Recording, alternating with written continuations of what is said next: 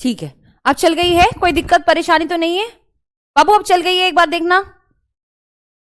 मिराज, मोहिनी, मंजू, मीना, सुप्रिया, एक बार देखो राजे जल्दी से, चल गई है, कोई दिक्कत तो नहीं है? एक बार बताएंगे। प्रिया यादव, चांदनी, चांदनी, एक बार देखना। अब देखो एक बार। हाँ चल गई है ना अब? ठीक है ठीक है।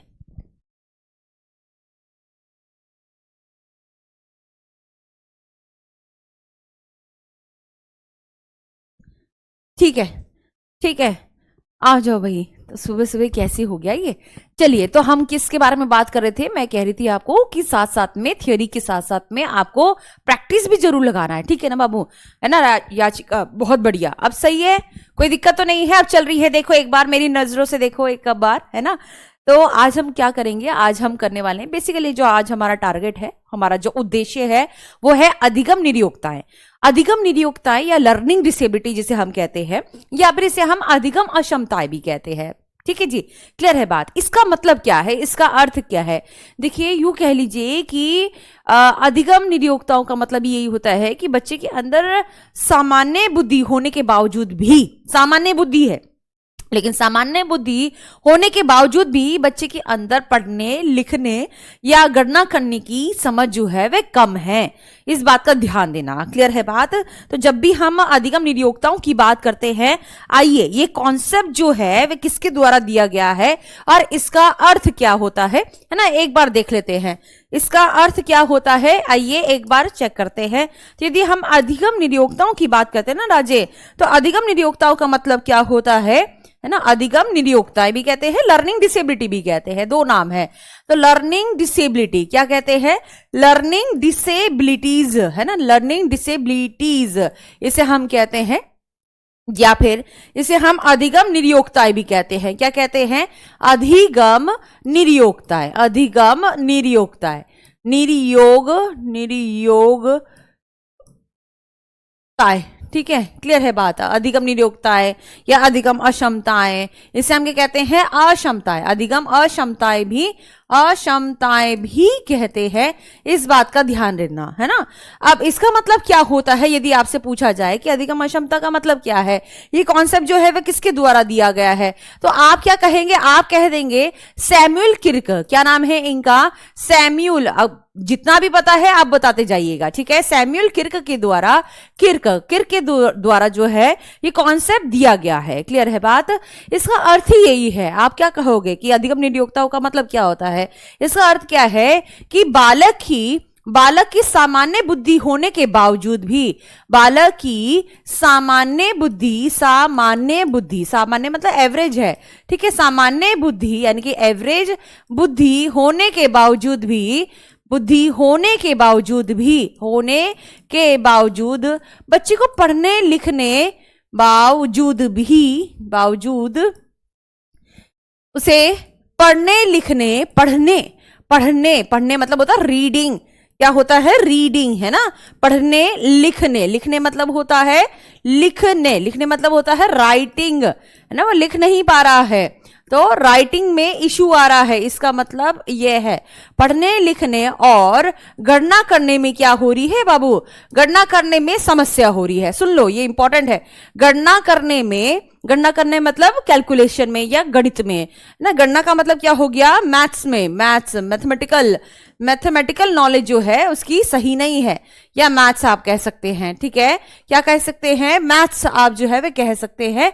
इस बात का ध्यान देना। गणना करने में समस्या, ठीक है? उसे क्या हो रही है? इसमें समस्या हो रही है। क्यों हो रही है? अब क्वेश्चन ना बहुत बार ये भी आता है कि बताओ ये समस्या क्यों होती है, या ये कठिनाई का जो अनुभव बच्चा कर रहा है, बालक कर रहा है, क्यों करता है? तो ये सबसे मेन कारण है। क्या सबसे मेन कारण है? जैसे बच्चा पैदा हुआ है ना, उसका जो नर्वस सिस्टम है, सुनना बहुत इंपॉर्टेंट है। जैसे बच्चा पैदा हुआ है, उसका जो तंत्रिका तंत्र में समस्या है, यानी कि नर्वस सिस्टम जिसे हम कहते हैं।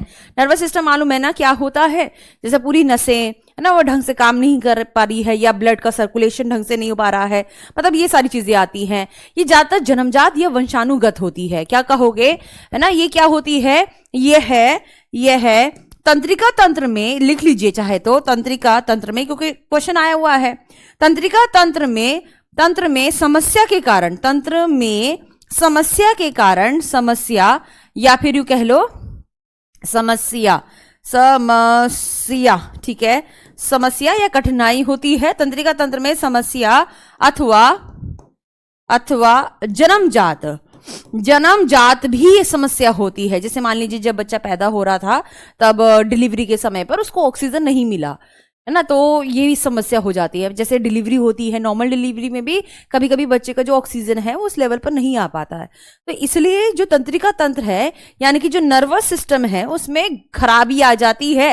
ये क्वेश्चन आया हुआ है कि क्यों आती है, तो मैं वो सारी पॉइंट्स आपको बता रही हूं जहां से प्रश्न आते हैं, और इसलिए इसको लगाना भी बहुत जरूरी है। ठीक है जी। तो तंत्रिका तंत्र में क्या हो जाती है, समस्या हो जाती है, अथवा ये जो समस्या है वो कैसे होती है, बाय बर्थ भी हो जाती है कभी कभी, है ना, बाय बर्थ भी हो जाती है। इस बात का ध्यान देना, बर्थ के समय पर यदि बच्चे का विकास ढंग से नहीं हुआ, या पालन पोषण ढंग से नहीं किया, है ना, या फिर बच्चे को ऑक्सीजन नहीं मिली, तो ये सारी समस्या होने के मतलब चांसेस ज्यादा हो जाते हैं। तो ये बाय बर्थ भी हो सकती है, और आप क्या कहेंगे, जन्मजात भी होती है, और अनुवांशिक कारकों की वजह से भी होती है। अनुवांशिक मतलब हेरिडिटी। ऐसे मान लीजिए कि दादा से मतलब दादा के दादाजी को ये समस्या थी, तो हो सकता है बच्चे में भी आ जाए, है ना। तो ज्यादातर ये अनुवांशिकी रूप से देखा जाता है। क्या कहोगे, अनुवांशिकी मतलब हेरिडिटी कारक की वजह से भी यह हो जाती है। अनुवांशिकी कारक या फिर हेरिडिटी फैक्टर्स, क्या कहेंगे आप लोग, हेरिडिटी फैक्टर्स के कारण भी यह समस्या देखने को हमें मिली है। क्लियर है बात। तो अनुवांशिकी कारकों की वजह से भी, अनुवांशिकी कारकों की वजह से के कारण देखी गई है। क्लियर है बात। तो तंत्रिका तंत्र में समस्या अथवा जन्मजात या अनुवांशिकी कारकों के कारण होती है। क्या कहोगे, कारकों के कारण होती है, फैक्टर्स जिसे हम कहते हैं। ठीक है, कारकों के कारण देखी जाती है। समझ में आ रही है, कारण होती है, आप यह भी कह सकते हैं। तो यहां तक मुझे ऐसा लगता है समझ में आ गया होगा कि जब भी हम अधिगम नियोक्ताओं की बात करते हैं तो इसमें मुख्य रूप से जो समस्या होती है वह नर्वस सिस्टम में कोई ना कोई समस्या हो जाती है। हाँ, ये आनुवांशिक भी होती है। जैसे बच्चा पढ़ नहीं पाता है, लिख नहीं पाता है, सही समय पर सारे काम नहीं कर पाता है, या बच्चा स्लो हो जाता है, कभी कभी स्लो लर्नर का केस हमें देखने को मिला है। तो ऐसे केस में बहुत सारी चीजें आती है, ये ध्यान रखिएगा। अब यहां पर पूछा जाता है कि बताओ अधिगम नियोक्ताओं के प्रकार कौन कौन से हैं। ये जो प्रकार है ये हमें सब करने हैं। क्लियर है बात। ये सारे प्रकार जो है वे करने हैं। चाहे तो मैं यहां पर भी लिख सकती हूं यदि आपको समझ में आ जाए। ठीक है, यहीं पर लिख लेते हैं ताकि तस्वीरों के साथ जो है वे चीजें क्लियर हो जाए। तो एक होता है क्या, डिसलेक्सिया। देखो लेक्सिया का मतलब ही क्या होता है, लेक्सिया का मतलब होता है पढ़ना। इसे हम क्या कहते हैं, इसे कहते हैं पठन वैकल्य भी कहते हैं। क्या कहते हैं बाबू, पठन वैकल्य भी कहते हैं, पठन वैकल्य कहते हैं। अब जब हम डिसलेक्सिया की बात करते हैं ना, तो इसमें क्या होता है, बच्चे को पढ़ने में कठिनाई होती है। पठन वैकल्य मतलब पढ़ने में कठिनाई। क्या कहेंगे, ऐसे बच्चों को आपने ज्यादातर देखा होगा, उनको पढ़ने में बहुत दिक्कत होती है। क्या होती है, पठन में या पढ़ने में कठिनाई होती है। पढ़ने में क्या होगी, पढ़ने में कठिनाई होती है। एक बात यह ध्यान रखिएगा। क्लियर है बात। एक तो यह बात है। दूसरी बात है कि ऐसे बच्चे जो है ना उल्टा पुल्टा भी पढ़ देते हैं। एक तो पढ़ने में कठिनाई, ऊपर से उल्टा पुल्टा, है ना, उल्टा पुल्टा पढ़ देना। ये पुल्टा यानी कि कुछ भी पढ़ देना, यूं कह लो कि बी को डी पढ़ देना, है ना, ऐसे समझ लो। 36 है मान लीजिए, इसे 63 समझ रहे हैं, ऐसे जो है वे पढ़ देंगे, है ना। यानी कि भ्रम जो है स्थिति पैदा हो जाती है। बी को पी पढ़ देते हैं। ऐसे बच्चे क्या करेंगे, बी को पी पढ़ देंगे। अब क्या कहें, पी को क्यू कर देंगे। जैसे पी ऐसे होता ना, पी ऐसे होता है तो पी को क्या कर देंगे, क्यू समझ लेंगे। ऐसे भी कर लेते हैं। और पढ़ते समय जो है वह लाइन को भी छोड़ देते हैं। एक ये भी समस्या हमें देखने को मिली है। जैसे पढ़ रहे हैं तो जल्दबाजी इतनी है कि पढ़ते पढ़ते या तो अटक गए या फिर लाइनों को भी छोड़ देना। ये एक दिक्कत हमें देखने को मिलती है। या फिर जो भी पढ़ते हैं उसकी समझ नहीं होती है कि क्या पढ़ रहे हैं, सब गुण गोबर होता है। तो बिना समझ के पढ़ना, है ना। आप ये भी कह सकते हैं, ऐसे केस में ज्यादा देखा गया है कि बच्चे जो है वह बिना समझ के पढ़ देते हैं। ठीक है, बिना समझ के पढ़ना। क्या कहोगे, बिना समझ के पढ़ना। ये भी हमने मतलब देखा है कि ऐसे केस में ज्यादातर ये समस्या जो है वह देखी गई है। क्लियर है बात? समझने में जो है वह कठिनाई होती है। अक्षर पहचानने में भी, पहचानना मतलब रीड करना, अक्षर पहचानने में भी क्या होती है, मैंने देखा है कि कठिनाई होती है। इनके साथ मैं रूबरू रही हूं। क्लियर है बात? तो अक्षर को पहचानने में भी क्या होती है, अक्षर पहचानने में भी कठिनाई होती है। क्या कहोगे? अक्षर पहचानने में भी क्या होगी? कठिनाई होगी। क्लियर है बात? में कठिनाई होती है, पहचानने में क्या होगी? कठिनाई होगी। इस बात का ध्यान देना। तो ये सारे पॉइंट्स ना एक बार लिख लीजिएगा ताकि कभी परीक्षा में पूछे जाए तो ये समस्या हमें देखने को मिली है। क्लियर है बात? समझ में आ गई है? तो लेक्सिया मतलब होता है लेक्सिया, जैसे आजकल एलेक्सा नहीं आती है तो वह बोलती है, गुनगुनाती है, तो समझ लो लेक्सिया मतलब जो होता है वह पढ़ने से संबंधित होता है, रीडिंग से संबंधित होता है। इस बात का ध्यान देना। एक होता है डिस्ग्राफिया, जो आपको देखने को मिल रहा होगा। अब डिस्ग्राफिया में क्या होता है? देखो, ग्राफिया मतलब किससे संबंधित है? ग्राफिया जो है वह ग्राफ से यानी कि लिखने से संबंधित है। तो इसे हम लिखन वैकल्य भी कहते हैं, लेखन वैकल्य भी कहते हैं। लिखने में कठिनाई, क्या कहोगे? ऐसे बच्चों को लिखने में कठिनाई होती है, इसको हम लेखन वैकल्य भी कहते हैं। क्या कहते हैं? लेखन वैकल्य भी कहते हैं। समझ में आ रही है? लेखन वैकल्य कहते हैं। अब इस केस में क्या होता है, ज्यादातर देखने को मिला है, क्या देखने को मिला है कि ऐसे बच्चों को लिखने में कठिनाई होगी। बिल्कुल सही बात है। लिखावट क्या होती है? अस्पष्ट होती है। कैसी होगी? अस्पष्ट जो है, अस्पष्ट लिखावट होती है। इस बात का ध्यान देना। क्लियर है बात? एक ये हमें समस्या देखने को मिली है। ऐसे बच्चे क्या करते हैं? लाइनों में नहीं लिखते हैं। देखो, इसमें पहचान करने में दिक्कत है। यहां पर क्या करेंगे? बच्चा लाइनों में नहीं लिखेगा, यहां पर बच्चा वाक्य को पूरा नहीं लिखेगा, या फिर उलट पुलट लिख देगा, या फिर स्पेलिंग मिस्टेक बहुत करते हैं। स्पेलिंग में क्या होती है? स्पेलिंग में समस्या होती है, स्पेलिंग मिस्टेक बहुत बहुत बहुत होती है। इस बात का ध्यान देना। फिर ऐसे केस में यह भी देखने को मिला है कि ऐसे बच्चों को जो है वह लाइनों में नहीं लिखते हैं। जैसे मान लीजिए ये लाइन है ना, 3 लाइन होती है अंग्रेजी की या फिर हिंदी की, या 2 लाइन होती है, या जो भी समझ लो, तो वह ना क्या करेंगे? वह लाइनों में नहीं लिखेंगे, वह ऊपर नीचे ऐसे A B C, या इतनी गंदी हैंड राइटिंग होती है, ऐसे भी आप कह सकते हो। तो लाइनों में ना लिख पाना, क्या कहोगे? लाइनों में ना लिख पाना, ना लिख पाना। समझ में आ रही है? लाइनों में ना लिख पाना, एक ये जो है वह समस्या ज्यादातर देखने को मिली है। फिर एक और समस्या देखने को मिली है, ऐसे बच्चे जो है लिखने में ना हाथ दर्द की समस्या भी कहते हैं, कि जल्दी थोड़ा सा लिखेंगे और हाथ दर्द हो गया या थकावट हो गई, अब नहीं लिखूंगा मैं, है ना। ये बच्चा जो है बड़ी हरकतें करता है, तो हैंड राइटिंग पुअर हो जाती है। आप यहां पर लिख सकते हो पुअर हैंड राइटिंग। क्या कहेंगे बेटू? पुअर हैंड राइटिंग कहेंगे। याद रखो, ये मैं भी क्वेश्चन भी आज लेके आई हूं तुम्हारे लिए ही, ठीक है। आज देखते हैं, सामना करते हैं क्वेश्चन से। तो हैंड राइटिंग क्या होती है? पुअर होती है। वाक्य भी जो है ना वो पूरा नहीं लिख पाते, पूरा वाक्य ना लिख पाना, पूरा वाक्य ना लिख पाना, ठीक है, ना लिख पाना, एक ये समस्या भी हमें देखने को मिली है। तो ऐसे बच्चों में ये कठिनाई ज्यादातर अक्सर जो है ना, बहुत बढ़िया। तो ऐसे बच्चों में जो है वह देखने को मिली है। तो इसमें लिखने की निरयोक्ता भी इसे हम कहते हैं। इस बात का ध्यान देना, ठीक है। मैम राइटिंग अच्छी होती है। देखो, राइटिंग से भी ज्यादा डिस्ग्राफिया में अगर मान लीजिए राइटिंग ठीक है, ठीक ठाक है, कोई दिक्कत नहीं है, लेकिन बच्चा ना उल्टा पुल्टा बहुत लिखता है। यहाँ पर इसमें भी ना उल्टा पुल्टा क्या करेगा? लिख देगा। जैसे मान लीजिए मैं एक एग्जांपल बता रही हूँ, मैट है, उसको क्या लिख देगा? उसको टैम लिख देगा, ऐसे लिख देगा, है ना। या फिर वॉस है, वॉस को 100 लिख देगा। उल्टा पुल्टा भी लिखता है, या अक्षर ना ऊपर नीचे भी होता है। W की जगह वो M लिख रहा है, या M की जगह वो W लिख रहा है। देखो, P की जगह वो Q लिख रहा है, B की जगह D वो लिख रहा है ना। यहाँ पर 36 की जगह वह 63 लिख रहा है। पढ़ना तो किससे आ जाएगा? इससे आ जाएगा। लिखना, क्वेश्चन में अगर स्पेशली लिखा होगा कि लिखने से संबंधित है, तो आपको सीधा डिस्ग्राफिया लगाना है। उल्टा पुल्टा यदि लिख रहा है तो इसका मतलब डिस्ग्राफिया है। क्लियर है बात? समझ में आ गई है? हैंड राइटिंग से भी ज्यादा यहाँ पर बच्चा गलतियां करता है, स्पेलिंग मिस्टेक बहुत होती है। मतलब टीचर जो है जीरो काटा ही खिलती रहती है उसके साथ, क्योंकि बार बार जो है फिर वो हाईलाइट करेगी भाई, और बार बार जो है वो उसको सर्कल लगाएगी, तो बड़ी दिक्कत हो जाती है ऐसे केस में बच्चों के साथ। आज प्रैक्टिस सेट नहीं है, आज नहीं है, मंडे टू फ्राइडे होती है, ठीक है जी। तो मंडे टू फ्राइडे होती है, उसको आप एक बार देख लीजिएगा। और अब आते हैं क्या? डिस्थीमिया। देखो डिस्थीमिया एक ऐसी समस्या है, वैसे तो ये लर्निंग डिसेबिलिटी में नहीं आती है, लेकिन फिर भी ना क्वेश्चन आ रखे हैं तो ये पढ़ना बहुत जरूरी है। डिस्थीमिया में अक्सर आपने देखा होगा कि यहाँ पर जैसे मान लीजिए कि डिप्रेशन की वजह से बच्चों में भी ना आजकल देखो, अभी आपने एक वीडियो देखी होगी तो उसमें बच्ची ने कितने साल की है, 10-12 साल की लड़की, 9 साल की, सच 9 साल की लड़की थी, उसने स्कूल के मंजिले से जो है वह छलांग लगा ली।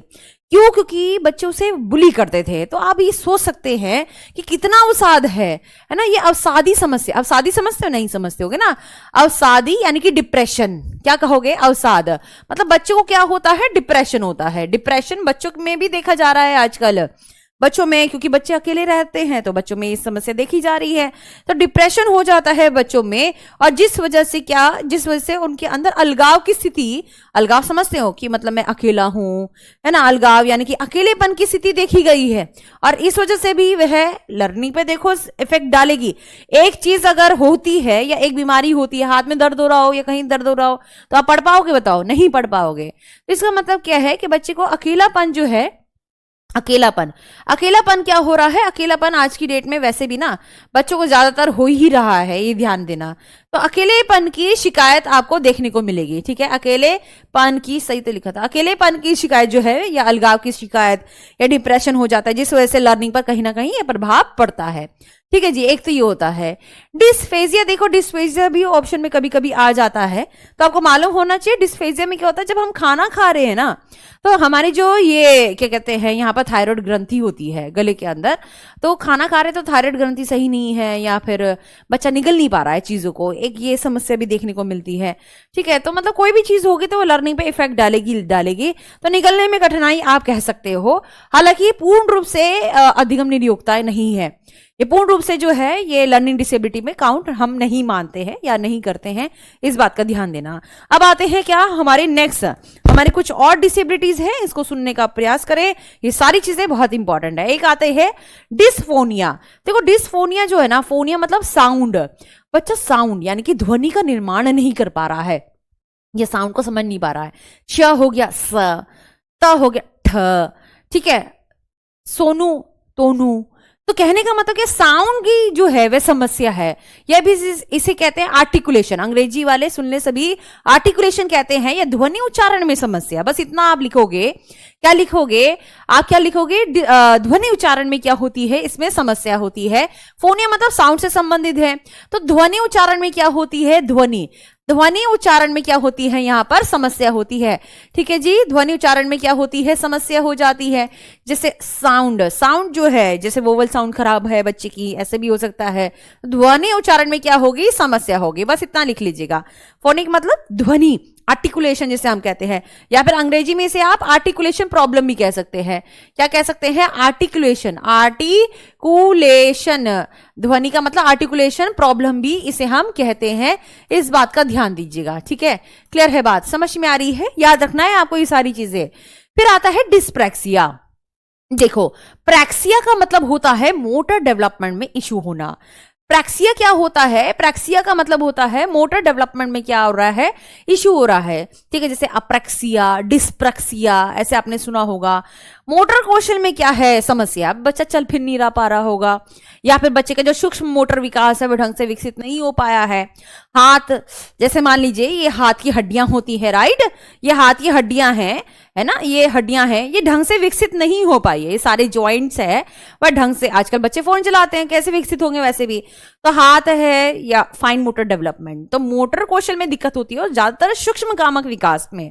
तो बच्चे जो है चीजों को लिख नहीं पाते हैं पकड़ के, जैसे थोड़ा सा एफर्ट लगाना होता है, पेन से पकड़ के जो है लिख नहीं पाते हैं, या चीजों को काट नहीं पाते हैं, पकड़ नहीं पाते, होल्ड नहीं कर पाते। देखो हाथ कम होगा या हाथ का विकास ढंग से नहीं है, तो बच्चा फिर दिक्कत करता है।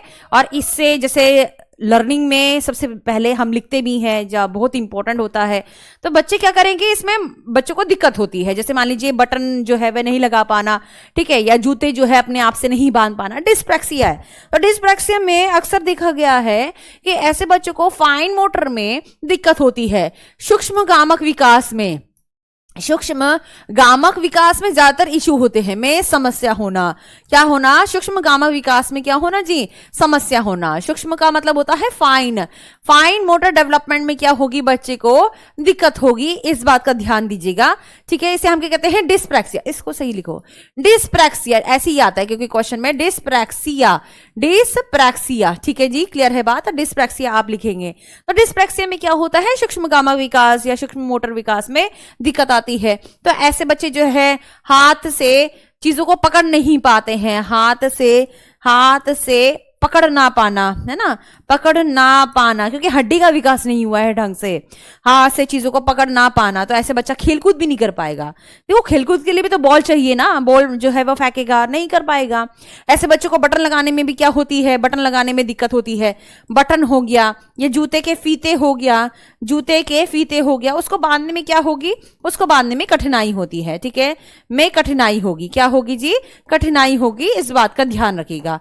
क्लियर है बात? समझ में आ रही है? तो इसे हम कहते हैं डिस्प्रैक्सिया कहते हैं, याद रखना है। एक होता है क्या, यहां तक समझ में आ गई। अब डिसकैलकुलिया मतलब ये तो पता ही चल रहा होगा, कैलकुलेशन से संबंधित है।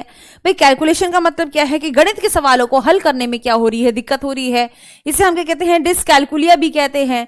देखिए डिसकैलकुलिया एक ऐसी समस्या है कि बच्चा, जैसे मान लीजिए वो तारे जमीन पर याद करो कि 9 में से 6 गए तो कितना आ गया, है ना, जो भी था 6 में से 3 गए तो कितना आ गया?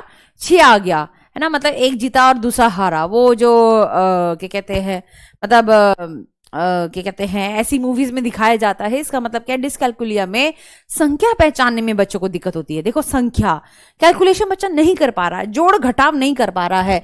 ऐसे केस में क्या होगा? ये गणितीय समस्या है, जाहिर सी बात है। क्या है? ये गणितीय समस्या है। क्या कहेंगे आप लोग? गणितीय। गणितीय मतलब होता है मैथमेटिकल, गणितीय समस्या है, ये हमें साफ देखने को मिल रहा है। ठीक है, ऐसा बच्चा जो है वो क्या नहीं कर पाएगा? जोड़ घटाव नहीं कर पाएगा। क्या नहीं कर पाएगा? जोड़ घटाव में समस्या होगी, इस बात का ध्यान रखेंगे, ये बहुत इंपॉर्टेंट है। ऐसे बच्चे को ये समस्या होनी ही है। कहने का मतलब क्या है? वो जो छोटी छोटी चीजें हैं, जैसे मान लीजिए टाइम हो गया, टाइम ना नहीं देखना आता, सही बता रही हूं, नहीं देखना आता रे, तो टाइम हो गया, टाइम को बहुत लेट सीखते हैं, या ऐसा भी हो सकता है। टाइम कितने में से कितने पैसे गए, कितने बचेंगे, तो मनी में बड़ी समस्या होती है। पैसों में, पैसों के लेन देन में, जैसे मान लो 1000 का नोट है, या 1000 का नोट तो चलता ही नहीं है, 500 का नोट है, तो 500 के नोट में से अगर किसी दुकानदार ने इतनी चीजें जो है वे ली है, कितनी बची, नहीं समझ में आएगा। या फिर इसमें कितना लीटर हम पानी डालें, माप जो है वह समझ में नहीं आएगा। मेजरमेंट वाले जो जितनी भी चीजें होती हैं वह समझने में क्या होगी? कठिनाई होगी। या फिर सवालों को हल नहीं कर पाएगा। जो गणितीय सवाल होते हैं ना बेटू, वह नहीं हल कर पाएगा। कौन छोटा कौन बड़ा, ना छोड़ दो उसको, ये तो परे ही है इसके, सच बताओ। और ये हमारे किसी है रिश्तेदार में छोटा बड़ा और क्या कौन सा बराबर है, नहीं पढ़ पाएगा, मतलब समझ नहीं पाता है। बिल्कुल सही कहा। तो ये ध्यान रखिएगा। मैम तारे जमीन में तो उसको डिसलेक्सिया रहता ना, नम्रता, उसको डिसलेक्सिया भी रहता है, उसको लिखने में भी कठिनाई थी, 8 नंबर नहीं लिख पा रहा था, एस नंबर नहीं लिख पा रहा था, और उसको डिसकैलकुलिया भी था। He has having 3 problems, 3 problems थी, राइट। तो डिसलेक्सिया भी था, डिस्ग्राफिया भी था, और डिसकैलकुलिया भी था। तो इसका मतलब ये है, तो कहने का मतलब ये है कि उसको तो 3 प्रॉब्लम थी, और होती है बच्चों को, ऐसे हो जाता है, 3-3 समस्या एक साथ ही आ जाती है, ऐसा भी होता है, क्योंकि लर्निंग डिसेबिलिटी है, एक चीज दूसरी चीज पर प्रभाव डालेगी ही डालेगी। चलिए भाई, एक आता है एडीएसडी, इसको मैं अलग से थोड़ा सा लेना चाहूंगी क्योंकि इसके ऊपर अच्छे खासे फिर सवाल भी आते हैं। देखो, एक होता है क्या? एडीएसडी। एडीएसडी का मतलब क्या होता है? इसकी फुल फॉर्म क्या होती है? इसकी फुल फॉर्म होती है, पहले मैं इंग्लिश में लिख रही हूं, फिर हिंदी में लिखेंगे। Attention deficit hyper active disorder. क्या कहोगे? Hyper active disorder. Hyper, H का मतलब होता है हाइपर एक्टिव डिसऑर्डर। ठीक है, एक्टिव डिसऑर्डर, डी से होता है बेटू, डिसऑर्डर होता है। क्या होता है? डिसऑर्डर होता है। अब सुनो राजे, अब एक चीज ध्यान से देखना, इसमें क्या मतलब है? ध्यान। बच्चा ध्यान नहीं लगा पाता है, या कंसंट्रेशन में बहुत समस्या होती है। तो अटेंशन का मतलब होता है ध्यान, डेफिसिट का मतलब होता है कमियां, ठीक है, या फिर इसे न्यूनता भी कहते हैं। ध्यान न्यूनता विकार भी इसे हम कहते हैं कभी कभी, ठीक है। ध्यान न्यूनता, अति सक्रिय विकार भी इसे हम कहते हैं। अति और ये हो गया हाइपर, अति, अति सक्रिय, सक्रिय विकार भी इसे कहा जाता है। इसका मतलब क्या है, ऐसा बच्चा होगा जो एडीएचडी का शिकार होता है, तो ऐसे केस में जाहिर तौर से मतलब देखा गया है कि ऐसा बच्चा ध्यान लगाने में क्या होती है, ध्यान लगाने में कठिनाई होती है। क्या कहेंगे आप लोग, ध्यान लगाने में क्या होगी, ध्यान लगाने में ऐसे बच्चों को कठिनाई होती है। इस बात का ध्यान देना। Lack of concentration, in short आप ये कह सकते हो poor memory, lack of concentration, ठीक है, आप यह भी कह सकते हो, यह भी कह सकते हैं, कोई दिक्कत नहीं है। फिर ऐसे बच्चे ना बड़े हाइपर एक्टिव होते हैं, बड़े हाइपर एक्टिव मतलब चंचल स्वभाव के होते हैं, चंचल राजे होते हैं। तो छोटे छोटे बच्चे चंचल होते हैं, मैम मैं कहूँ, मैं कहूँ, और जब मैम ने पूछा चलो तुम बताओ, लेकिन बच्चों को आता ही नहीं है, फिर मतलब ऐसे भी होता है, इतना हाइपर एक्टिव होता है। ऐसे बच्चे क्या होते हैं, उत्तेजित, उत्तेजना से भरे होते हैं, उत्तेजना से भरे होते हैं, ठीक है। उत्तेजना मतलब टू मच एक्साइटमेंट। देखो एक्साइटमेंट होना बहुत अच्छी बात है, जिज्ञासा तो किसको नहीं है, हमें भी जिज्ञासा है, आपको भी जिज्ञासा, जिज्ञासा है ना, there is always a hope या जिज्ञासा। लेकिन बहुत ज्यादा अगर एक्साइटमेंट है, नहीं होगा तो रो देंगे, है ना। तो टू मच क्या होती है, टू मच यहाँ पर एक्साइटमेंट आपको देखने को मिलेगी। पता है ऐसे बच्चे क्या होते हैं, जैसे मैंने एक व्यक्ति को भी देखा ऐसे केस में, जैसे कॉलर है तो कॉलर फटाफट से ऊपर नीचे बार बार मतलब बात करते हुए 1 मिनट उसने बात करी, और इसमें 1 मिनट में तो इतनी बार तो उसने कॉलर घुमा लिया होगा, शर्ट ठीक ठाक कर ली होगी। तो ये दिख जाता है कि ऐसे बच्चों को क्या है, एडीएचडी, या ऐसे व्यक्तियों को एडीएचडी अगर शुरुआत में ही है तो फिर वह आजीवन रह भी सकता है, कोई बड़ी बात नहीं है। तो ऐसे केस में मतलब एडीएचडी का जो है वह शिकार हो जाता है बालक, इस बात का ध्यान रखिएगा। तो एडीएचडी का मतलब अति सक्रिय व्यवहार रहता है, और ये हमें देखने को भी मिला है, क्लियर है बात। तो अति सक्रियता रहती है किसके अंदर, व्यवहार में। और इसमें क्या होता है, हाई इन इम्पल्सिस, अगर अंग्रेजी में आ जाए कि बच्चा उत्तेजनाओं से भरा होता है, that means high in impulses, ये भी आता है ना, तो ये ध्यान रखना, मतलब कैसे भी आ जाए तो याद रखिएगा, high in impulses. Impulses, impulses मतलब उतार चढ़ाव, जो हमारी इम्पल्स है, भाई इम्पल्स किसे कहते हैं, नसों को, तो इम्पल्सिस जो है वह बहुत हाई रहती है, इस बात का ध्यान देना। क्लियर है बात, समझ में आ रही है ना। शांति से नहीं बैठ पाते हैं, एक बड़ी समस्या होती है। तो ऐसे बच्चों के लिए ना खास तौर से देखो, इस केस में ना मैं ये जरूर कहूंगी कि इस केस में ना रोल ऑफ अ टीचर आपको जरूर पढ़ना चाहिए। मतलब ऐसे बच्चों को समझने की बहुत जरूरत है, क्योंकि ऐसे बच्चे ना क्लास में ना हमेशा मैस ही क्रिएट करेंगे। बच्चा उत्तर तो देता नहीं है और कहता है मैं कहूं, और फिर जब पूछो तो उसको आता नहीं है। तो ऐसे केस में ना बच्चे के अंदर ध्यान की कमी होती है। तो ऐसे केस में देखा गया है कि टीचर क्या करती है, टीचर को क्या करना चाहिए, ब्रेक करना चाहिए टॉपिक को, ठीक है। पहले तो ऐसे बच्चों को सरल तरीके से पढ़ाए, सरल तरीके से, पहली बात तो सरल तरीके से हमें पढ़ाना चाहिए, सरल तरीके से पढ़ाए, ठीक है। पहला लिस्ट में तो ये आता है। दूसरा क्या है, किसी भी टॉपिक को लंबा ना खींचे, ठीक है। लंबे टॉपिक को छोटे छोटे भाग में बांटे, लंबे टॉपिक को छोटे छोटे भाग में बांटे। मालूम है क्यों, छोटे छोटे भागों में बांटे, इसलिए ही क्योंकि बच्चों का अटेंशन जो है वह बहुत कमजोर है, ठीक है। क्लियर है बात, इस वजह से इस समस्या हमें देखने को मिलती है। एक तो ये बात है। दूसरी बात क्या है कि ऐसे बच्चों को ना, क्योंकि दिक्कत होती है, ऐसे बच्चों को हम एक्स्ट्रा रिस्पॉन्सिबिलिटी दे सकते हैं। जैसे मान लीजिए होता था पहले तो कि जो है, जैसे हमें देखने को मिल जाता था कि ये बच्चा हाइपर एक्टिव है तो एक्स्ट्रा रिस्पॉन्सिबिलिटी दे दीजिए। एक्स्ट्रा रिस्पॉन्सिबिलिटी का मतलब क्या है कि वो बोर्ड वगैरह साफ करे, या फिर कुछ और एक्स्ट्रा रजिस्टर जो है मेंटेन, या मेंटेन कह रहे, रजिस्टर एक जगह से दूसरी जगह जो है वह रख दे, कोई कॉपी जो है वो नीचे लेके जानी है, ऊपर लेके जानी है। तो ऐसे बच्चों को थोड़ा सा ये काम भी देना चाहिए, यानी कि एक्स्ट्रा रिस्पॉन्सिबिलिटी हमें देना ही चाहिए। क्या देना चाहिए, एक्स्ट्रा रिस्पॉन्सिबिलिटी दो इनको, ठीक है। जिम्मेदारी जो है वे ज्यादा से ज्यादा दें इनको, रिस्पॉन्सिबिलिटी, ताकि इनका बिलिटी एक्स्ट्रा रिस्पॉन्सिबिलिटी है ना, एक्स्ट्रा रिस्पॉन्सिबिलिटी इन्हें हमें देना चाहिए, इस बात का ध्यान रखिएगा। क्लियर है बात, समझ में आ रही है ना। तो ऐसे बच्चों को बड़ी समस्या होती है, ये बहुत दिक्कत है, इधर देखिएगा भाई, है ना। तो ये सारी चीजें हैं जो हमें देखने को मिलती है। अब एक और बात आती है कि क्योंकि अति सक्रियता है, तो ऐसे केस में हम उनको योगा वगैरह, मेडिटेशन, ये सब के लिए भी कहते हैं। तो ऐसे बच्चों को ये मतलब ये एक्स्ट्रा काम होते हैं। तो ये सारी समस्या ना, लर्निंग डिसेबिलिटी जितनी भी है वो सारी की सारी नर्वस सिस्टम में समस्या की वजह से होती है। ये समझ लेना, नर्वस सिस्टम खराब है या दिक्कत है, तो इसलिए है समस्या आपको देखने को मिलती है। एक दो समस्या और बता रही हूँ क्योंकि ये एग्जाम के ओरिएंटेड है ना। भले ही इसमें चित्रकारी नहीं है, मुझे लग रहा है ठीक है। तो ये एग्जाम के ओरिएंटेड है, इसको जो है वो जरूर समझना है।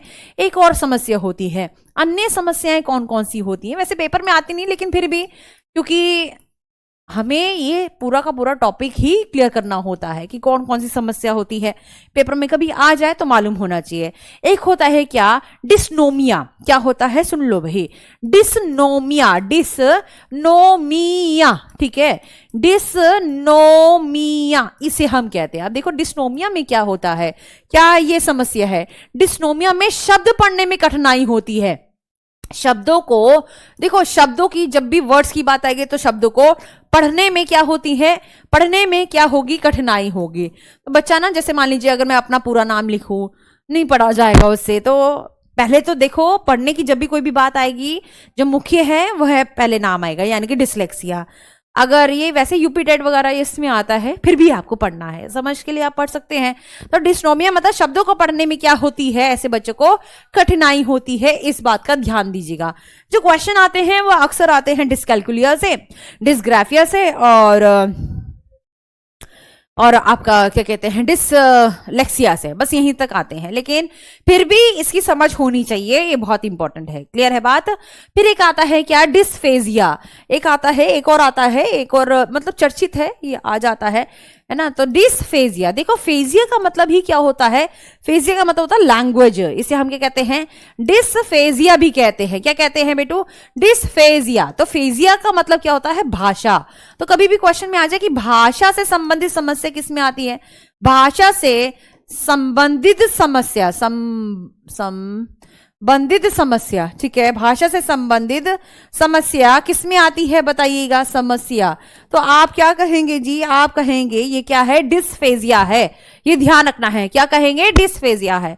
क्लियर है बात, समझ में आ रही है। तो मुझे ऐसा लगता है कि ये सारी चीजें आप कर लेंगे, अब कोई दिक्कत नहीं होगी। अब हम कुछ क्वेश्चंस भी लगाएंगे, लेकिन ये सारी की सारी डिसेबिलिटीज होती है, इसको सबको जो है ना याद रखना है।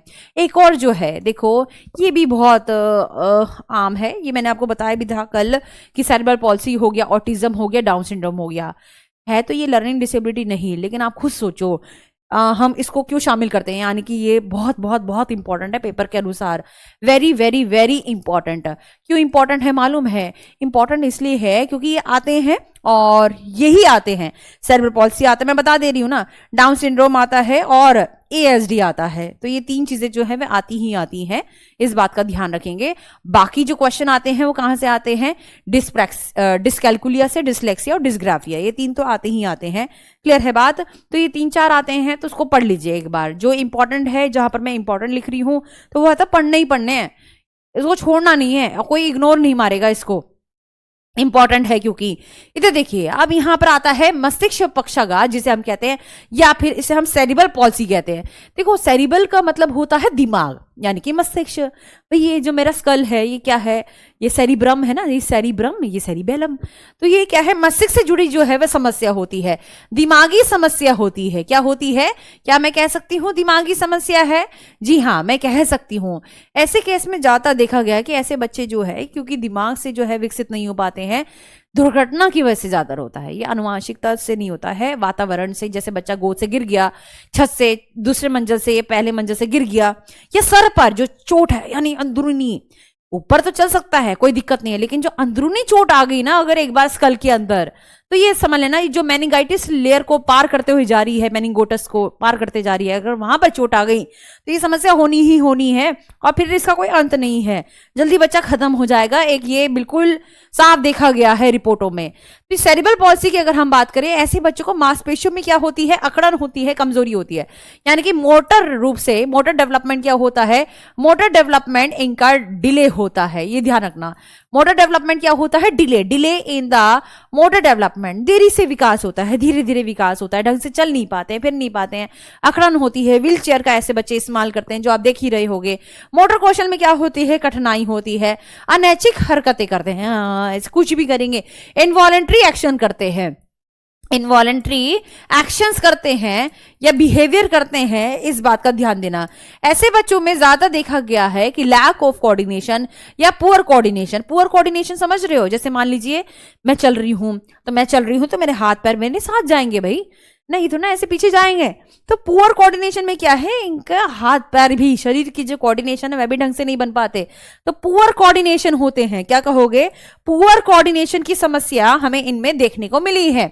ऐसे बच्चे के मस्तिष्क में खराबी होती है ना, एब्स्ट्रैक्ट थिंकिंग में भी, मतलब कल्पना नहीं कर पाते। देखो मस्तिष्क से जुड़े जो भी काम होंगे क्या ये कर पाएंगे, ये जाहिर सी बात है नहीं कर पाएंगे ना। मस्तिष्क से जुड़े कोई काम होंगे बेचारे कर पाएंगे क्या, नहीं कर पाएंगे। तो ये एब्स्ट्रैक्ट थिंकिंग में आप सोचो, इनसे कहो स्पीड बेटा स्पीड, अगर मान लीजिए कि आपको अपनी नानी के घर जाना है, बच्चा बड़ा भी हो गया है, 18 साल का हो गया है, नानी के घर जाना है, इतनी दूरी है और क्या कहते हैं इतनी स्पीड से यदि आप चल रहे हो तो कितने समय में जो है वह आप कवर कर लोगे, नहीं मालूम होगा, कुछ भी नहीं सोच पाता है, कल्पना नहीं कर पाता। एक पेड़ के बारे में बताओ, मेरे बारे में बताओ, अपने बारे में बताओ ना, कल्पना नहीं कर पाएगा। तो एब्स्ट्रैक्ट थिंकिंग में क्या होती है, एब्स्ट्रैक्ट थिंकिंग में समस्या होती है। अमूर्त चिंतन में क्या होती है, अमूर्त चिंतन में समस्या होती है, इस बात का ध्यान देना। तंत्रिका तंत्र संबंधी विकार होता है, यानी कि नर्वस सिस्टम में समस्या होती है। ऐसे बच्चे ढंग से बोल लिख भी नहीं पाते हैं, कुछ भी नहीं कर पाएंगे। क्लियर है बात, तो ये क्या है, सेरेब्रल पॉल्सी है। अब पता है क्वेश्चन कैसे आता है, क्वेश्चन जो आता है एटी मतलब ASD से आता है, ऑटिज्म से आता है, ये बहुत इंपॉर्टेंट है। ऑटिज्म पहले इसको समझ लेते हैं। ऑटिज्म वाला जो बच्चा होता है, ऑटिस्टिक वाले बच्चे आजकल पैदा हो रहे हैं काफी, क्योंकि खान पान माँ का सही नहीं है, या फिर प्रदूषण की वजह से, या फिर बहुत सारी चीजें होती हैं। देखो, और 35 साल की उम्र के बाद यदि डिलीवरी हो रही है माँ की, तो स्थिति आती ही आती है, ज्यादातर आ जाती है। तो ऑटिज्म में क्या होता है, आपने देखा होगा, ऑटिज्म में क्वेश्चन आता है कि बताओ कौन सी ऐसी बीमारी है जहां पर बच्चा बार बार एक ही चीज को क्या करता रहेगा, रिपीट करता रहेगा, बार बार चीजों को दोहराता है। दोहरा व्यवहार, ये क्वेश्चन जरूर आता है कि दोहरा व्यवहार यानी कि रिपीटेटिव बिहेवियर या रिपीटिशन किस में करेगा, रिपीटेटिव बिहेवियर या रिपीटिशन, टू मच रिपीटिशन। जैसे मान लीजिए मैं बता रही हूँ ना, ऐसे बच्चे क्या करेंगे, एक तो आंख नीची होती है, ऐसे आई कोऑर्डिनेशन नहीं होता है, या आई कांटेक्ट नहीं कर पाते हैं, एक ये दिक्कत है। सामने वाले से अगर मान लो कि आप मुझसे कोई क्वेश्चन पूछोगे, और यदि है ना, मैं अपना नाम क्यों लूंगी सुबह सुबह, यदि किसी को भी जो है वो ऑटिज्म है, तो वह बच्चा जो है वह या वह व्यक्ति क्या करेगा, आंख नीचे करके जो है बात करेगा। तो इसका मतलब आई टू आई कांटेक्ट नहीं बन पाएगा ऐसे में। क्लियर है बात है। तो ऐसे में देखा गया है कि एक चीज कि दोहराव वाला व्यवहार हमें देखने को मिलता है, एक तो ये समस्या। दूसरी बात, आई कांटेक्ट नहीं बन पाएगा, मतलब वो आंखों से आंखें नहीं मिला पाएगा ऐसा बच्चा। तो दोहराव वाला व्यवहार है, रिपीटेटिव बिहेवियर है, लिख लो चाहे तो। रिपीटेटिव क्या होता है, रिपीटेटिव बिहेवियर होता है। ऐसे केस में ये हमें देखने को मिला है। क्लियर है, ये बात है। ऐसे केस में डेवलपमेंटल डिले है, मतलब यूं समझ लो कि अगर पता चल जाता है, मैं 4 साल से ही 4 साल 3 साल का बच्चा होता है, 4 इयर्स प्लस, पता चल जाता है कि हाँ ये उस बच्चे को ऑटिज्म है या नहीं है, टेस्ट वगैरह होते हैं, तो ऐसा बच्चा ज्यादा नहीं जी पाएगा। पहली बात तो ये है, ठीक है। तो इसे डेवलपमेंटल डिसऑर्डर हो जाएगा, या फिर विकासात्मक विकार भी इसे हम कहते हैं, इस बात का ध्यान देना। ऐसे बच्चों को बात करने में, दूसरों के साथ डिस्कशन करने में बड़ी दिक्कत होती है, बड़ी रिजिड रूटीन होती है इनकी, रिजिड रूटीन होती है। क्वेश्चन आया हुआ था, है ना, रिजिड रूटीन होती है, बड़े स्ट्रक्चर्ड होते हैं। रिजिड रूटीन मतलब यही करना है, कुछ अलग नहीं कर सकते हैं, ये भी एक दिक्कत वाली बात है। रिजिड रूटीन होती है, लेकिन हाँ है ना, जैसे मान लीजिए कि समय पर पानी पीना है, समय पर नहाना है, समय पर ये करना है, तो अगर रूटीन बिगड़ गई तो बड़ी हालत खराब कर देंगे ये आपकी। क्लियर है बात। काट भी जाते हैं ऐसे बच्चे, क्या बताऊं मैं तुम्हें। तो रिजिड रूटीन होती है ऐसे बच्चों की, और ऐसे बच्चों को क्या कहते हैं, संचार चुनौतियां होती है, ये लैक ऑफ कम्युनिकेशन होती है। वे दूसरों से बातचीत नहीं कर पाएंगे उस लेवल पर, है ना, जैसे आप कर पा रहे हैं, जैसे आप मुझे अपनी बात बता पा रहे हैं, या अपनी बात की अभिव्यक्ति नहीं कर पाते हैं, लैक ऑफ कम्युनिकेशन होती है।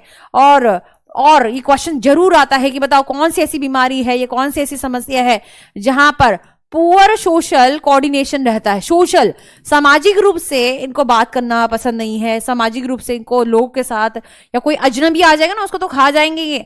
तो पुअर सोशल क्या होता है, कोऑर्डिनेशन होता है। कोऑर्डिनेशन मतलब सामाजिक रूप से वे एक दूसरे के साथ बातचीत करना नहीं पसंद करते हैं, वो अकेला रहना पसंद करते हैं। बड़ा शाई बिहेवियर होता है, शाही बिहेवियर होता है ऐसे बच्चों का। क्या होगा, शाई बिहेवियर होता है, इस बात का ध्यान देना।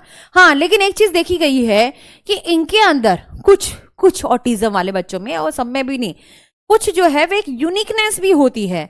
जैसे अभी मैं एक केस देख रही थी और उसमें एक ऑटिस्टिक वाला बच्चा था, बच्ची थी और उसने स्विमिंग जो है यानी कि तैराकी जो है बहुत लंबे किलोमीटर तक करी और उसने एक रिकॉर्ड बनाया।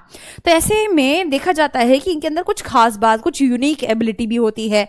क्या होती है? यूनिक एबिलिटी भी होती है, इस बात का ध्यान देना, यानी कि कुछ विशिष्ट योग्यता भी होती है, ये भी हमें देखने को मिला है। क्लियर है बात? तो ये सारी चीजें जो है ये आपको एएसडी वाले में, एएसडी का मतलब ये होता है ऑटिज्म स्पेक्ट्रम डिसऑर्डर, बस आपको ये याद रखना है ऑटिज्म वाले बच्चों में ये सारी चीजें जो है ये कॉमन है।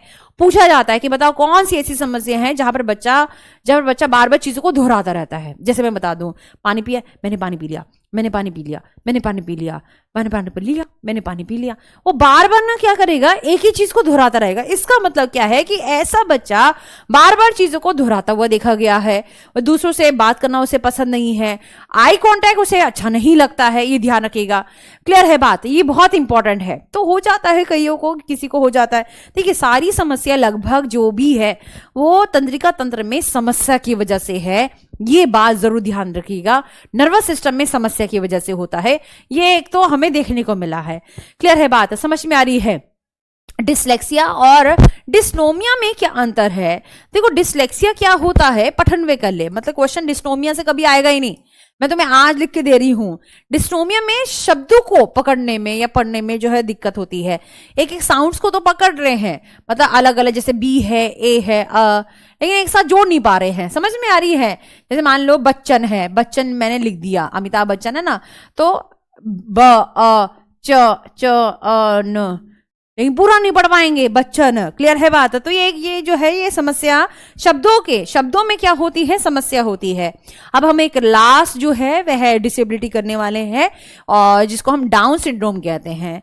क्वेश्चन कैसे पूछा जाएगा? यहां से क्वेश्चन पूछा जाता है कि बताओ कौन सी ऐसी विकलांगता है जहां पर बच्चे की आंखें बटन रूपी होती है। क्या होती है? बटन के आकार की होती है। तो आप क्या कहेंगे? बटन के आकार की होती है, ये ध्यान रखना। बटन रूपी क्या होती है? बटन रूपी आंखें होती है। बताओ कौन सी समस्या ऐसी है? तो आपको कुछ नहीं बोलना है, आपको बोलना है डाउन सिंड्रोम। क्या बोलना है? Down syndrome.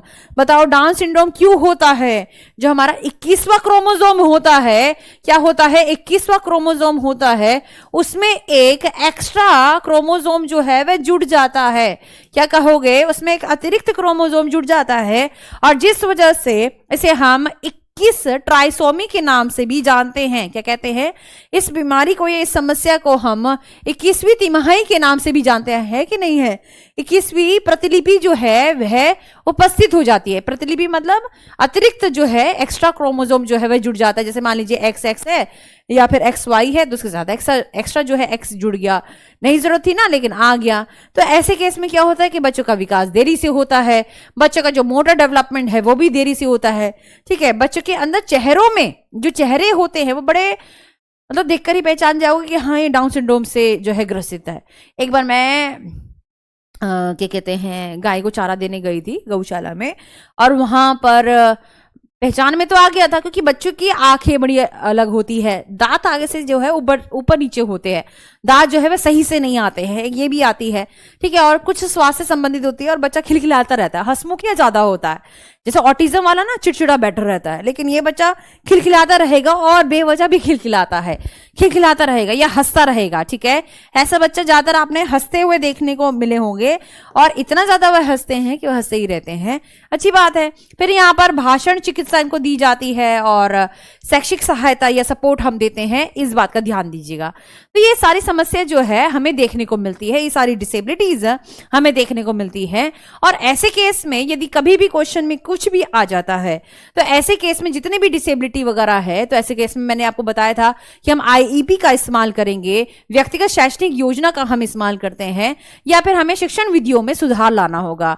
ऐसे बच्चों को कोऑपरेट कीजिए ना, ऐसे बच्चों को प्यार दीजिए या अतिरिक्त जो है वे शिक्षण दीजिए, है ना, ऐसी चीजें करना जरूरी है। मल्टी सेंसरिंग मतलब अप्रोच का इस्तेमाल करिए, जिस चीज का जो सेंस उनके अंदर बहुत अच्छी से विकसित है, ऐसे आंखें हैं तो आंखों पर जोर मारिए, आंखों से चीजों को चित्र दिखाइए वगैरह, तो ताकि ज्यादा से ज्यादा जो है बच्चा सीखने का प्रयास करें। तो कहने का मतलब क्या है, हर एक व्यक्ति के ऊपर आपको जोर देना है और व्यक्तिगत विभिन्नता को आपको जोर देना है, यानी कि हर एक बच्चा अलग है देखो, तो उसके अनुसार आपको पढ़ाना होगा। कहने का मतलब ये है। पेरेंट्स से भी बातचीत करिए, ये बहुत इंपॉर्टेंट है। जहां थेरेपी की जरूरत है कि हाँ भाई मेरे से नहीं होगा, डॉक्टर के इलाज से होगा, तो ऐसे केस में हम उन्हें रेफरल सेवाएं देते हैं। माँ बाप को कहते हैं कि इसको डॉक्टर को जरूर दिखाओ, माँ बाप को कहते हैं कि इसको साइकोलॉजिस्ट को जरूर दिखाओ क्योंकि मानसिक रूप से थोड़ा सा ग्रस्त है। माँ बाप को कहते हैं कि ऐसे बच्चे को जो है वह स्पेशल एजुकेटर के पास हम भेज रहे हैं, थोड़ा सा सपोर्ट करिएगा, ये मत सोचिएगा कि मेरे बच्चों को भेजा है। तो छोटी छोटी चीजें सिखाते हैं भाई। ऐसे बच्चों को हम लाइफ स्किल की ट्रेनिंग भी देते हैं, कैसे कंघी करनी, उठना है, बैठना है। देखो टीचर का काम नहीं है इसमें, फिर ऑक्यूपेशनल थेरेपिस्ट आते हैं, तो बहुत सारे लोग आ जाते हैं, क्योंकि अगर एक बच्चा ऐसा है तो फिर आपको बहुत सारे लोगों की मदद की जरूरत होगी। टीचर अकेले कहाँ कर पाएगी, वो 40 दूसरे बच्चों को भी देखेगी या आप सिर्फ उसी बच्चों को देखेगी। तो इसलिए तो हमें एक्स्ट्रा सपोर्ट की क्या होती है, आवश्यकता होती है। आई बात समझ में? चलिए भाई, तो मुझे लगता है कि यहाँ तक समझ में आ चुका होगा। कुछ क्वेश्चन लगाना चाहेंगे आप यहाँ पर कि किस तरीके से जो है वे सवाल आते हैं? सवाल एक बार देखेंगे, अगर आपको दिख रहा है तो अच्छे से देखिएगा। ठीक है, दिख रहा है ये क्वेश्चन, मैंने स्क्रीनशॉट ही ले लिया है। बताइएगा क्या लिखा है इसमें। निम्नलिखित में से कौन सा अभ्यास श्रवण विद्यार्थियों के सफल समावेशन में बाधा उत्पन्न करेगा? है ना, निम्नलिखित में से दोबारा से सुनिए, कौन सा अभ्यास श्रवण विद्यार्थियों के सफल समावेशन में बाधा उत्पन्न करेगा? ऐसा बच्चा जो सुन नहीं पा रहा है ठीक से, तो ऐसे केस में क्या उसको जो है वह बाधा हो सकती है?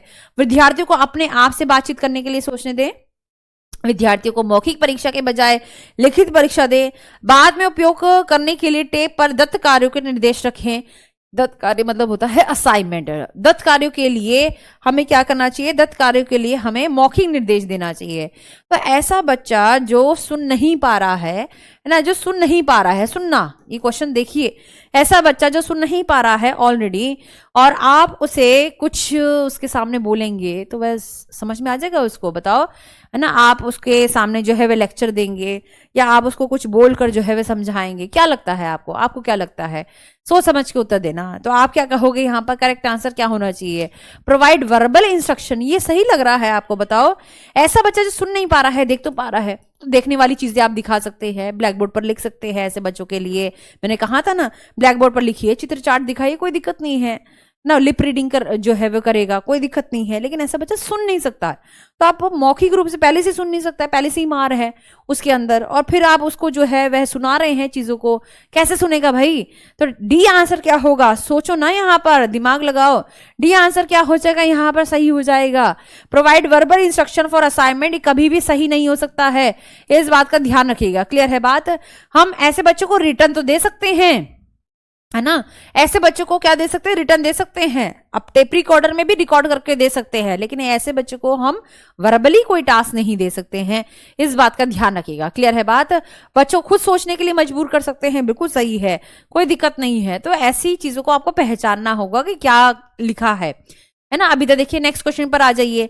निम्नलिखित में से कौन सीमांत समूह, सीमांत समूह का मतलब होता है जिसे हम मार्जिनलाइज भी कहते हैं, ये शब्द बड़ा यूज होता है।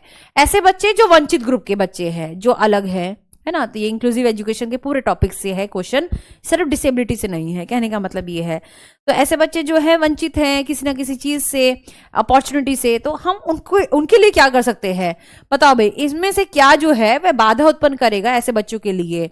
शैक्षिक स्थानों तक पहुंचना, अधिकारों में समानता, भाग लेने का अवसर, सामाजिक कलंक। बताओ भाई, इनके लिए क्या जो है एक बाधा के रूप में जो है बाधा जो है विकसित होगी? तो आप क्या कहोगे? सामाजिक कलंक। क्या कहेंगे?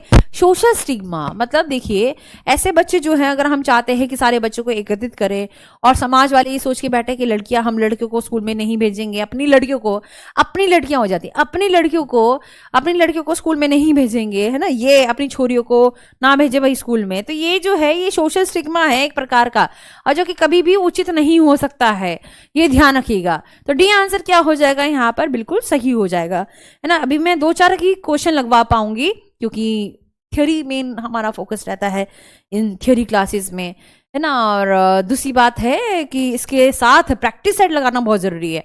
सोमवार को प्रैक्टिस सेट होगा, तैयार रहिएगा, है ना। ये सारे क्वेश्चन मैं यहाँ पर डालूंगी। सोमवार को क्या होगा, प्रैक्टिस सेट होगा। जितना क्वेश्चन लगाओगे ना, जैसे होता नहीं है कि खुराक के साथ जो है वह और चीजें भी, मानसिकता या व्यायाम भी बहुत जरूरी होता है, तो वो कसरत करवाए गए। सारे के सारे क्वेश्चन जो है, अभी तो आप खा रहे हैं, खुराक ले रहे हैं, और कसरत होगी तब जब आपके प्रैक्टिस सेशन या प्रैक्टिस सेट जो जब आप लगाएंगे तब ज्यादा से ज्यादा कसरत होगी। मतलब क्वेश्चन ज्यादा लगाइए, दैट इज वेरी इंपॉर्टेंट। बताओ भाई इसका सही उत्तर क्या होगा, दिमाग लगाना है ना। क्या कह रहा है यहाँ पर, कह रहा है समावेशी शिक्षा में कौन सा शामिल है, अधिगम अक्षमताएं वाले विद्यार्थी, या फिर प्रतिभा भावन बच्चे, या फिर दृष्टिबाधित बच्चे, या वह बच्चे जो ऐसे समुदाय से हैं जो हाशिए पर है। मैंने क्या कहा था, सभी ऐसे बच्चे जो गॉड गिफ्टेड भी होते हैं, ऐसे बच्चे। देखो समावेशन का मतलब आ गया ना, समावेशन का मतलब क्या है, सभी प्रकार के बच्चे, एड़ी चोड़ी का जोड़ लगा देंगे हम उनको पास करवाने में। क्लियर है बात, हर एक बच्चे को हमें शामिल करना है। कोई बच्चा देख नहीं पा रहा है, सुन नहीं पा रहा है, बोल नहीं पा रहा है, या कोई बच्चा वंचित है, जाति धर्म पृष्ठभूमि इन सभी से विभिन्नताओं के बावजूद भी हम सब बच्चे को गले से लगा लेंगे। क्या कर लेंगे, स्वीकार करेंगे, गले से लगा लेंगे, इन सभी मतभेदों को हम दूर करेंगे। क्लियर है बात, समझ में आ रही है। तो ऑल ऑफ दीज जो है वह क्या हो जाएगा, सही उत्तर हो जाएगा। सभी मतभेदों का सम्मान करना जरूर आता है, याद रखिएगा। चलिए मैं नेक्स्ट प्रश्न क्यों बनाएंगे, शाबाश। यह भी क्वेश्चन जो है वह आया हुआ है, लगाओ एक बार। समावेशन का क्या अर्थ होता है, यह प्रश्न दिखाई दे रहा है ना आपको, कोई दिक्कत तो नहीं है। समावेशन का क्या अर्थ होता है, बताइएगा, समावेशन का क्या अर्थ होता है, बताए भाई। बहुत बढ़िया, सभी सही लगाते हुए, बहुत बढ़िया। पूजा, पवन, आरती, बहुत बढ़िया। इसको थोड़ा सा ना दिमाग में रखो, ये लास्ट क्वेश्चन है, टाइम हो चुका है अब आपका, और आशा करती हूं कि आपको समझ में आया होगा। पूरा का पूरा थियोरेटिकल कॉन्सेप्ट बहुत इंपॉर्टेंट है। मालती, अच्छा मालती है ना, बहुत बढ़िया है, शानदार। लगाओ इस प्रश्न का सही उत्तर क्या है। सही आंसर है आपका क्या, कि समावेशन का मतलब क्या है कि सभी विद्यार्थियों का उनकी सामाजिक पहचान से निरपेक्ष होकर पहचानना, यानी कि एम्ब्रेसिंग। देखो एम्ब्रेसिंग का मतलब होता है गले लगाना। मैं तुम्हें सच बताऊं तो एम्ब्रेसिंग का मतलब क्या होता है, गले लगाना, है ना। तो embracing all the student irrespective, irrespective मतलब बावजूद, बावजूद किसके, सोशल आइडेंटिटीज के। क्या ये सही है। अनइक्वल अपॉर्चुनिटी देंगे क्या हम यहाँ पर, नहीं, ठीक है, अनइक्वल थोड़ा ना शब्द सही है। प्रमोशन ऑफ डिस्क्रिमिनेशन, क्या भेदभाव करेंगे, जी नहीं। Ignoring the barriers that create undue effort and separation, अनुचित प्रयास और अलगाव पैदा करने वाले बाधाओं को अनदेखा करना, नहीं, अनदेखा नहीं करना चाहिए हमें, टीचर को अनदेखा नहीं करना चाहिए। मतलब ये देखे ना कि बच्चे को क्या बाधा हो रही है, फिर अपने उनके माँ बाप से जो है वह बातचीत करें कि हाँ ये बाधा हो रही है, बच्चा इसलिए नहीं पढ़ पा रहा है, आप उसे पढ़ने से रोक रहे हैं, ये सारी चीजों से। तो आपको यहाँ पर अनदेखा तो नहीं करना है, देखना है भाई सारी चीजों को। टीचर की जब तक पारदर्शी आंखें नहीं होंगी तब तक कुछ नहीं हो सकता है। तो आप यहाँ पर अनदेखा नहीं करेंगे, बल्कि टीचर को तो सपोर्ट करना चाहिए। टीचर को तो ये आवाज, ये मुद्दे, ये बच्चों को बताने चाहिए कि ऐसा ऐसा होता है बेटू, ऐसा ऐसा होता है बच्चों, और ऐसे हमें नहीं करना चाहिए। ऐसे मम्मी पापा करे ना तो उन्हें बोल देना, ठीक है, तो ये नहीं होना चाहिए। तो सही क्या होगा, सही होगा सभी बच्चों को हम गले से लगाएंगे। क्लियर है बात, समझ में आ रही है। बहुत बढ़िया संध्या चौहान, बहुत बढ़िया, ठीक है। शैलेश, बहुत बढ़िया। मैम आज से बैच स्टार्ट किया है, हो जाए, कोई दिक्कत नहीं है, बहुत टाइम है, फरवरी में है, मतलब इतना टाइम है, बहुत सही है। चलो ऐसे से भी आया है कि एक एक महीना जो है, सिर्फ एक एक महीने का समय मिला था। पिछली बार तो ऐसे ही हुआ था ना, तो एक एक महीने का समय मिला था, एक डेढ़ महीने का था शायद। तो उसमें भी बच्चों को कितना पास करवाया, सीडीपी में 30 में से 30 आते हैं। तो आपका प्रयास बहुत इंपॉर्टेंट है। मैं क्वेश्चन इसलिए करवाऊंगी और डिफिकल्ट से डिफिकल्ट क्वेश्चन फ्रेम करूंगी। ये सारे PYQ से, ये मैंने स्क्रीनशॉट लिए हैं, उससे मैंने निकाले हैं। तो आशा करती हूँ कि समझ में आया होगा, ठीक है जी। तो बस अब हम मिलेंगे कब, एक दिन का बिछोना हो जाएगा। चलो तो एक दिन में क्या करोगे आप बताओ, मॉक टेस्ट मिलेगा आपको शायद, तो आप मॉक टेस्ट लगाएंगे, और फिर हम क्या करेंगे, हम करेंगे कल क्या करेंगे, परसों क्या करेंगे, परसों हमारा नेक्स्ट चैप्टर जो है वह ओपन हो जाएगा, वह हम करेंगे इवैल्यूएशन, मूल्यांकन करते हैं। बड़ी दिक्कत होती है ना पोर्टफोलियो, ये यार कुछ नहीं है इसमें, आसान है, ठीक है जी। चलिए भाई, आशा करती हूँ कि आपको ना, कल नहीं क्लास होगी, एक दिन छुट्टी है, मेरी मैराथन है, लेकिन मैराथन है एक सब्जेक्ट की, दूसरे सब्जेक्ट की है, ठीक है। चलिए भाई, नमस्कार सभी को। ये सही से नहीं दिख रहा होगा क्योंकि ना मैंने स्क्रीनशॉट लिया है, ये इसलिए क्योंकि ये क्वेश्चन टाइप नहीं करवाया, एक बार देख लेना। उमा देवी कह रही है कि मैम सिलेबस कब तक पूरा हो जाएगा। पढ़ तो लो बिटू, अभी तो बहुत समय है, फरवरी में एग्जाम है ना, 10 दिन में आपके, अगले 10 दिन में कंप्लीट हो जाएगा, इतना मैं वादा करती हूँ। अगले 10 दिन में, तारीख देख लो, नोट करो, है ना, नोट करिए टाइम। अगले 10 दिन में आपका सिलेबस कंप्लीट हो जाना है मेरे से, है ना, यानी कि दिसंबर 15, 16 मान लेते हैं, 16 दिसंबर को कोशिश ये रहेगी कि मैं कंप्लीट कर दूं। ठीक है बेटा, क्लियर है बात? चलिए भाई, नमस्कार, धन्यवाद सभी को।